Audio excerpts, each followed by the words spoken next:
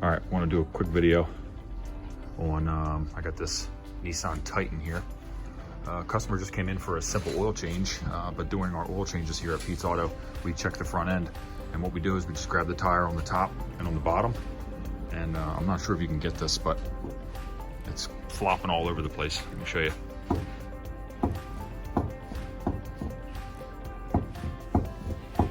Not sure if you can hear that or not, but I'm gonna bring you along and we're gonna change this wheel bearing. First step is to remove the tire. Okay, so we got the tire off. The next step is gonna be to remove this castle nut that's right here. We're gonna take the rotor off, which is right here. And then what we're gonna do is, just as a whole assembly, we're gonna take the whole caliper bracket and caliper off as one assembly. You do not have to disassemble the brake pads, obviously, unless you're gonna be changing them. So let me get to that point and I will bring you along once again.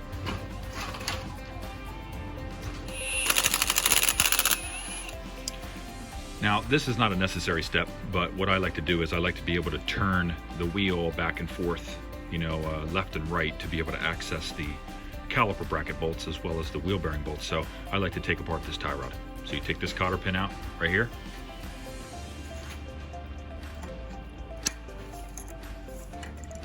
And then we're going to take the nut off that is underneath of the cotter pin.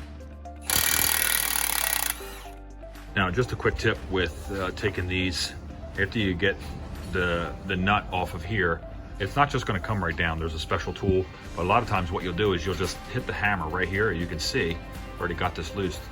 Just don't hit the stud, because then the nut won't go back on. So you're just gonna hit it there. Then usually you can put the nut back on. Then you can hit on top of this, and then this will, right. Then you're simply going to take the wheel. It gives you a little bit more room, is you're going to just turn this in as far as you can. Then as we come into here, you're going to take these caliper brackets off, bolts off, which are going to be right here. These are going to be 21 millimeters. You don't have to, repeat, do not have to take these bolts out unless you have to do brakes. But these brakes in here, they're actually looking pretty good. I'm not sure if you can see that. Brake pads are still about 50 to 60%. So I'm gonna get the caliper bracket off and the rotor off. So as you can see, I have the bracket hanging there. Always, always, always use some type of hook, or they have those flexible hoses that you can twist to hold the caliper. Do not let it hang by the brake hose. This right here is the brake hose. You can actually hurt the hose that way. Then the next tip is, sometimes these rotors get stuck on the hub right here. You can tap on it with a hammer. Some manufacturers will put like bolt holes in here. This one does not have that. This has been changed before. But simply, very carefully hit in between the studs and then hit about here, and the rotor should pop free. If not, you either need a bigger hammer or maybe soak it, or try not to use heat if you don't have to. But then you just pop the rotor right off. Then there's the bearing. I'm going to get in position and we'll look at these wheel bearing bolts in position here. And there are these 3 bolts on this model. Some there's 4, GMs there's 3, but on this model there's 3. And you have to get in, you have to wind these 3 out. And you do that. Okay, so after getting this bolt out, there's a bolt up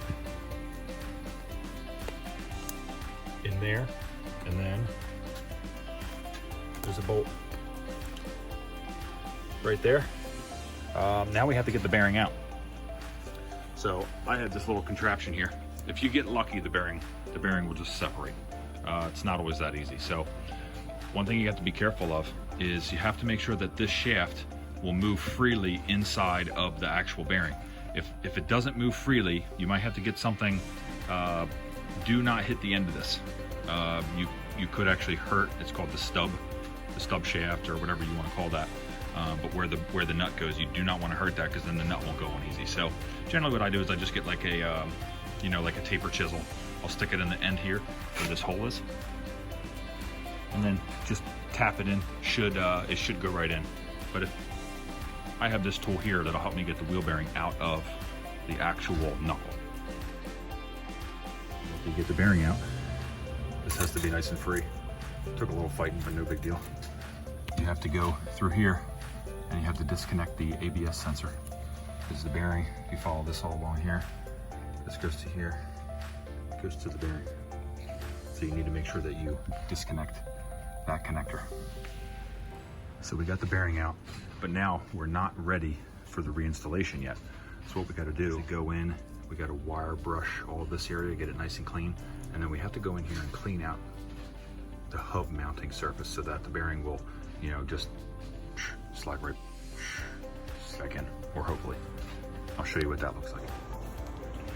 All right, so this is ready for the reassembly. I put a light coating of grease on this, put a light coating of grease on that. And while you have all of your cleaning tools out, I like to hit the, you know, just this part of the rim, get all the corrosion off of that. And then I will also clean, you know, this part of the rotor, and then I'll do this side as well. Right there, so now it's ready for the reassembly. All right, so a couple things I want to show you here is when you're putting the wheel bearing in, you want to make sure that this dust plate, this backing plate is oriented the right way. It's pretty straightforward here. You just set it on there, and you're going to torque your 3 bolts that we took out earlier, torque them to manufacturer spec. We're going to torque this to manufacturer spec. I will put that I'll put that in the description, or maybe I'll overlay it on the video. I'm not sure about what this spec is. If it is very important that you actually torque them, don't just wind them down with an air gun, because you could, you know, you could definitely blow out the roller bearings in the wheel bearing. Another thing I like to do is on the ABS speed sensors, what I'm going to do is I'm going to spray, not sure which side I'll spray it in, but I'd use the fluid film. It just really helps put like a little coating, enhance the connection, and make everything slide together, you know, nice and easy. Then what I'm going to do is I'm going to put the, I like to put a little grease in this area, put a little coat on here. But I spray that just like that. Then I'll put the rotor on, and then I'll use this fluid film here, and I'll spray that into the ABS speed sensor connection, which is right here. And then we'll connect everything up. I'll put the rotor on and put the caliper back on and see how this thing is. All right, so this is me setting it up to torque it. You'll notice that I put some more of that little red spray grease around there. I'm gonna give you a little tip here. So when you torque this, I'm using this snap-on wrench here, set to 105. I'll put the torque specs in the description below of all the bolts and stuff that I've touched. But you'll see here, you gotta remember that if you're gonna torque this, it's gonna wanna turn as you torque it. So what you do is, rather than getting a bar and putting it inside here and flopping around and everything, I usually just stick a screwdriver or something, put this in here, and obviously make sure that the bracket's all bolted in. And then all you simply do, it'll hold that, and you'll come through here, boom, it's torqued. A little bit above the torque spec, will never hurt anybody, but if you wound this on with a gun, that would probably be almost 200 foot-pounds, and you will definitely hurt, definitely a possibility of hurting new bearing. So I'm gonna get this wheel put back on. I will also include the torque spec on that. As you'll notice again here, hub's nice and clean. I've seen so many where you have to actually hit the back of the tire off, and that it won't even come off. So I'll put the torque spec in there. I use a torque stick for that, and on my impact gun, and it rattles when it meets the right torque. But basically that's the ins and outs of this. I'm going to put the cotter pin back through that hole, bend it over, and I've tightened up the tie rod end. I'll put a new cotter pin through that. One little tip I wanted to give you: if I tightened this after I put the caliper on, but what you can do is, if you notice that this nut is spinning and you can't tighten this down, it's very, very simple. What you're gonna do is you're gonna put a pry bar under this, and you're gonna pry up on it to hold the taper into this joint. Then you should be able to wind that down, and you know, you can torque that to manufacturer specs as well. But that's pretty much it. You want to make sure, don't, when you're doing your own repairs, if you're going to do that, and I hope this helps you, just remember, don't do jungle repairs, okay? So look, make sure everything's put back into place. You'll see here, I routed everything nice and proper. Going up through here, back to the connector, all that stuff. This is put back in place. The connector is clipped back in. Don't be in the jungle, all right? Things will last longer. Things will stay in the proper position and work better if you just put things back. A little bit of love, a little bit of care, you know, and I hope this helped you. So once again, this is a 2005 Nissan Titan, and this was the left front wheel bearing. So I hope this helped you. If it did, just leave a comment below and just saying, hey, really helped me out. You know, and then also you can like and subscribe. I'm going to try to put out some videos, more videos more frequently.